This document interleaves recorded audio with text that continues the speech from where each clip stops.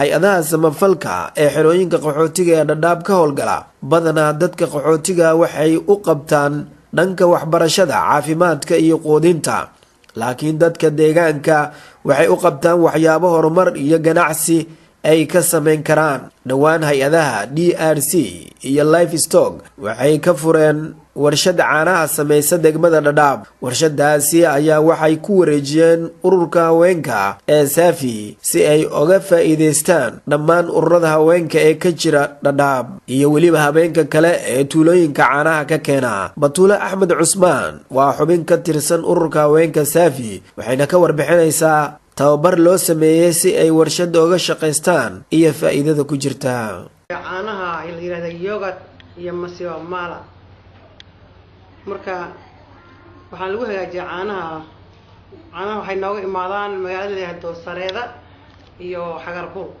baan ka helnaa caanaha. marka caanaha mashiinta markay na siiyeen hay'adda tababarka aan ku qaadanay sida loo shido iyo sida maartay caanaha loogu filgareeyo, sida maartay caanaha lagu xirxiro oo suuqan geysana oo si fiican baan maartay hagaajisanay. maalinta tababar waxaan isay macallimiin wanaagsan baa inoo keeneen oo si fiican loo tababareen.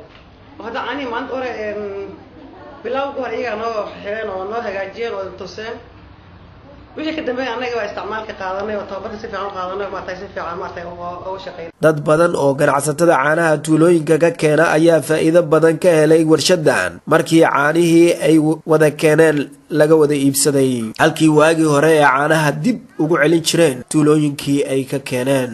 Maxamed Ciise, Honkabel TV, Dadaab.